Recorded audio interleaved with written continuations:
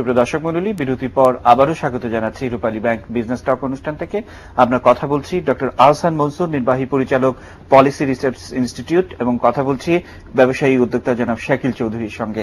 তো যে বিষয়টি বিরতির আগে আমরা কথা বলছিলাম, এবং টাইমস অফ ইন্ডিয়ার প্রতিবেদনে বলা হয়েছে যে আইপিএল হচ্ছে ইন্ডিয়ান ক্রিকেটের একটি অসম্ভব রকমের সম্ভব করে দেওয়ার একটি উদাহরণ, এবং সেখানে কিছু হিসেব নিকেশের বিষয় রয়েছে যে যখন এটি পরিকল্পনা করা হচ্ছিল তখন অনেক ব্যবসায়ীরা বলেছিল যে এটি একটি প্রায় অবাস্তব এবং আকাশকুসুম পরিকল্পনা, সেটা বলা হয়েছিল। কিন্তু তারপরেও যখন এটি সফল হয়েছে তখন কি মনে হয় না যে ভবিষ্যতে এর মাত্রাগুলো আরো বাড়বে এবং আরো সাফল্য আসবে এবং এখানে আরো হিউজ লেনদেন বাড়বে? আপনি কি মনে করেন? আমি তো মনে করি যে এই আমাদের বিপিএল যেটা হয়েছে, এটা প্রথম দিকে কিন্তু বিপিএল নিয়ে খুব ভালো কথা কিন্তু অনেক জায়গাতে আমরা শুনিনি, কিন্তু বিপিএল এর সফলতা এটলিস্ট কিছু খেলোয়াড়কে নাম সামনে নিয়ে এসছে, যারা কিন্তু আপনি এখন ন্যাশনাল টিমে কিন্তু ভালো পারফর্ম করছেন। এবং বলা হচ্ছে যে বিপিএল এর সাফল্যের রেজাল্টেই কিন্তু এশিয়া কাপে, এবং আমাদের প্রফেশনাল ক্রিকেট যেটা প্রফেশনালিজমটা কিন্তু ক্রিকেটার্স তৈরি হচ্ছে, ক্লাব তৈরি হচ্ছে, এই যে নানান রকমের অ্যাক্টিভিটি হচ্ছে, আপনার যে মূল কথা তার মধ্যে কিন্তু বাণিজ্য সম্প্রসারিত হচ্ছে। আমি আরো একটা কথা বলবো যে একটু গত সপ্তাহে বোধহয় এক ব্যাংকে আমার একজন সাবেক ক্রিকেটারের সাথে দেখা হয়েছিল, তিনি একসময় ক্যাপ্টেন ছিলেন, আমি নামটাও বলি, রাকিবুল হাসান।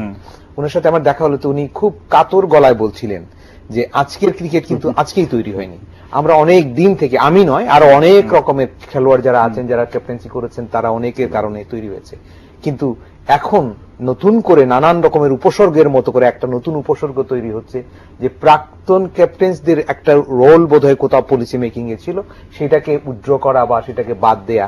তখন তিনি আক্ষেপ করছিলেন যে আমি যে কন্ট্রিবিউশনটা করেছি, আজকে যিনি কন্ট্রিবিউশন করছেন তার কন্ট্রিবিউশনের প্রবণতাটা কমে যাবে যখন আমাকে অবহেলা করা হবে, অর্থাৎ আমাদের মতো যারা পিছনে ছিলাম তাদেরকে অবহেলা করা হবে, বর্তমানেরও কেউ অবদান রাখতে চেষ্টা করবে না, তার যেহেতু সে মনে করবে ভবিষ্যতে সেও যখন প্রাক্তন হবে তাকেও মূল্যায়ন করা হবে না। এই প্রসঙ্গে আমি আজকে এই অনুষ্ঠান থেকে একটা অনুরোধ সবার কাছেই রাখতে চাই, একজন বাংলাদেশের নাগরিক হিসেবে আমাদের এসব প্রবণতা থেকে বের হয়ে আসতে হবে।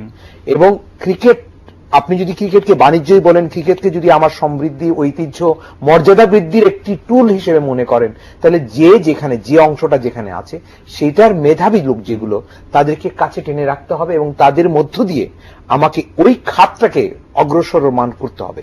বাণিজ্যিক ক্ষেত্রে যারা ভূমিকা রাখতে পারেন তাদের ভূমিকা এই কাল সময় সরকার ভেদে নয়, দল মত নির্বিশেষে যে যখন যেখানে, যেমন আজকে যে এই যে একজন বিশিষ্ট অর্থনীতিবিদ এখানে এসেছেন, এর মানে এই নয় যে তিনি পরবর্তীতে আসবেন না বা অতীতে আসা উচিত ছিল না। এই জাতীয় জায়গাগুলো থেকে বের হয়ে এসে যেখানে যে মেধা আছে, ক্ষেত্রভিত্তিক যে মেধাগুলো আছে, সেগুলোকে কাজে লাগাবার জন্য আমার ক্রিকেটের কথাই বলেন, আমার সংস্কৃতির কথাই বলেন, আমার বাণিজ্যের কথাই বলেন, আমার আন্তর্জাতিক নেগোসিয়েশনের কথা বলেন, সমুদ্র জয়ের কথাটা এসছে, বিশ্বাস করেন আমার এত ভালো লেগেছে, কারণ আমি দেশের বাইরে অনেক সেমিনারে যাই, গেলেই আমি শুনি আমাদের নেগোসিয়েশনের যে স্কিল, এটা আমার সাংঘাতিক অভাব।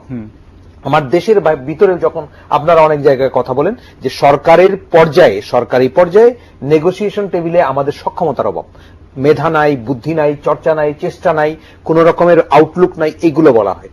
এই সমুদ্র জয়ের ফলে কিন্তু একটা জিনিস আমাদের একটা ক্যাপাসিটি ডেভেলপ করেছে, আইনগত ভাবে আমি অর্জন করবার জন্য আইনি যে ক্যাপাসিটি আমার, এটা আমি প্রুভ করতে সক্ষম হয়েছি। আইনি ক্যাপাসিটি বলতে খালি আপনি আমার ঘরের ভিতরের আইনকে ব্যবহার করা নয়, বাইরের আইনকেও প্রয়োজনীয় সময়ে প্রয়োজনীয় কাজটা করা।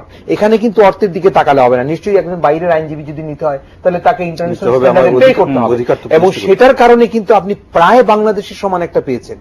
আরো যে সব জায়গাগুলোতে আছে নেগোসিয়েশন স্কিল, এই আমাদেরকে বড় দেশ ছোট দেশ এই জাতীয় সেন্স থেকে বেরোয় যেতে হবে। আমাদের বের হয়ে গিয়ে আমাকে বলতে হবে আমি একটা সমৃদ্ধ জাতি, আমার একটা ঐতিহ্য আছে, আমি সব জায়গাতে উইন করব উইথ মাই ক্যাপাসিটি এন্ড আমার নলেজ, ট্যালেন্ট দিয়ে আমি উইন করবো। আমরা গার্মেন্টসে করি নাই, আমাদের থেকে অনেক বড় বড় দেশ আমাদের দেশে কম্পিট করতে পারে না, বিকজ আমাদের এই সেক্টরে আমাদের একটা চ্যাম্পিয়নশিপ ডেভেলপ করেছে।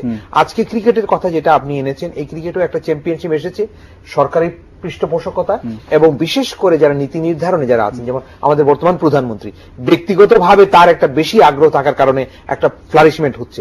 আমি মনে করি না ভবিষ্যতে যারা আসবেন তারা এটাকে পিছনে রাখবেন। আমরা মনে করি খেলাধুলা সবগুলো জায়গাগুলোতে ক্ষেত্রভিত্তিক মেধাগুলোকে যদি আমরা পুঞ্জীভূত করে রাখতে পারি, এই ট্যালেন্ট দিয়ে বাংলাদেশ বিশ্বের অনেক জায়গাগুলোতে সক্ষমতা অর্জন হ্যাঁ, করতে জনাব পারবে। সেক্রেটারি, আমি আবার আসতে চাই আপনার কাছে। আমি একটু আহসান মনসুরের কাছে যেতে চাই।